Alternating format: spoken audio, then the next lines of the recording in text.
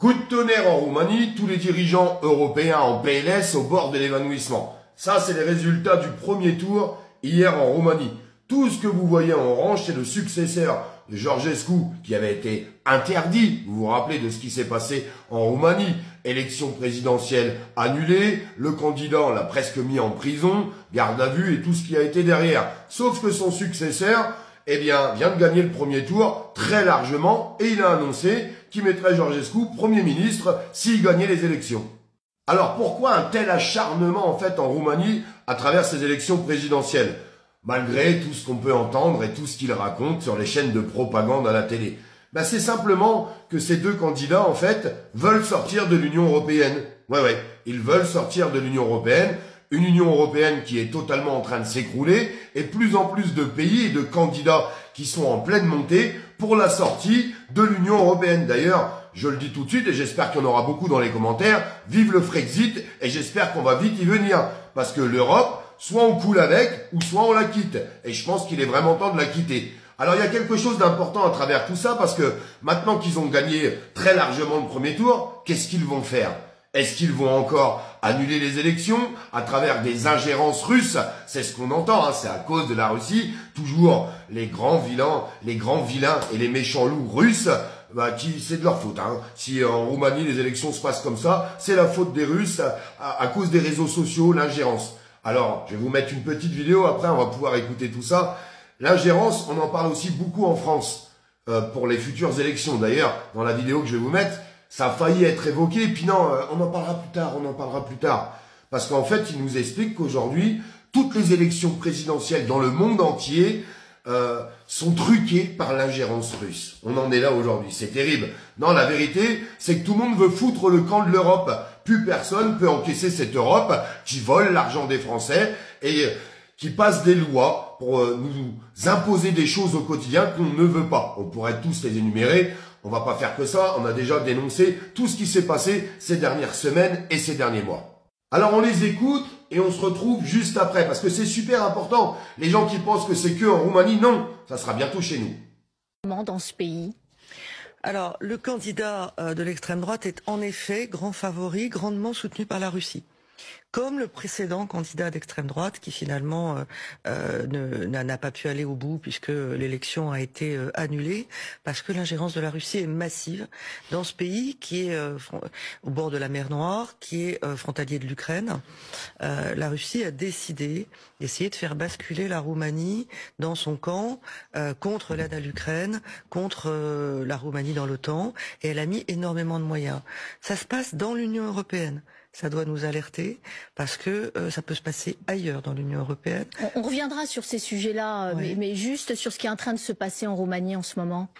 Alors, on va voir bascule éventuelle. On va voir les résultats du premier tour puis du deuxième tour. Souvenez-vous que la dernière fois, les sondages n'avaient absolument pas annoncé la victoire au premier tour. Il était donné effectivement à 10%. Il était donné d'abord à 1%, puis à 10%, puis il s'était retrouvé en tête du premier tour et les sondages ne sont pas fiables en Roumanie. Ce que ça dit, c'est plusieurs choses. L'influence des réseaux sociaux massive, la moitié de la population de Roumanie est sur TikTok. Et on sait que TikTok a été utilisé, y compris de manière artificielle, pour monter la popularité de l'ancien candidat Călin Georgescu. Ça dit aussi une lassitude de la population à laquelle il faut probablement que les partis plus traditionnels s'attellent par rapport à la manière dont ils ont géré le pays. L'extrême droite a appuyé sur quelque chose qui fait mal, qui est la corruption en Roumanie, qui est là encore l'impuissance publique.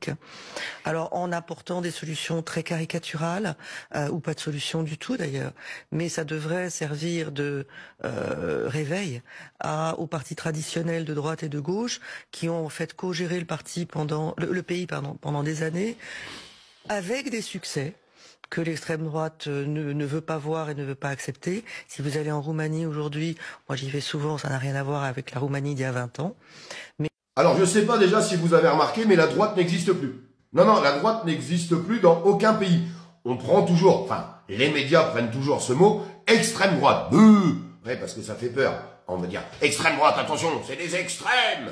Qu'est-ce qu'il y a d'extrême dans ce parti? Parce qu'il faudrait qu'on m'explique. Parce qu'on a beau chercher, on trouve pas quand même. Hein. Vous me diriez extrême gauche. Là, je pourrais comprendre à travers leurs paroles, leurs actes, ce qu'ils font au quotidien. Oui, il y a des choses qui sont extrêmes, je suis désolé de vous le dire. C'est la vérité. Mais là, extrême droite, il faut faire peur. Et puis ces problèmes d'ingérence. D'ailleurs, on en parle jusqu'en France. Alors, ils ont failli l'évoquer, vous avez vu dans la vidéo, mais non, faut pas trop en parler tout de suite.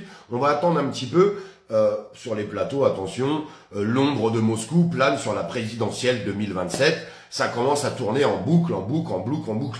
C'est incroyable maintenant, les Russes sont responsables de tout. Je suis désolé, hein, on est obligé de le dire maintenant. C'est tellement flagrant, tellement aberrant, cette propagande en fait politique et médiatique qu'on a partout sur le territoire, en essayant de faire passer les Russes pour les grands méchants loups et qui sont en train de changer les élections dans le monde entier. C'est quand même fou, hein. Ils sont forts quand même ces Russes. Hein. Pour des médias qui disent que les Russes sont des bons à rien, qui sont complètement affaiblis, bah apparemment ils sont très très forts. Ils arrivent à changer les élections un petit peu partout dans le monde. C'est quand même un truc de malade. Alors n'hésitez pas à mettre un petit like, un petit partage, n'oubliez pas de vous abonner, j'ai oublié de vous le dire et c'est vrai que c'est important de le rappeler parce que nous on va continuer d'avancer et de dénoncer les choses parce que ça, je pense que c'est super important. Alors la vraie question qu'il faut se poser, comment ils vont faire maintenant? Qu'est-ce qui va se passer en Roumanie? Est-ce qu'ils vont annuler les élections en disant qu'il y a encore une énorme ingérence russe? Ils sont capables. Ils sont capables, d'ailleurs ils en parlent, vous avez bien vu ce qu'ils disent. Ah non, mais c'est à cause des réseaux sociaux, machin, bidule.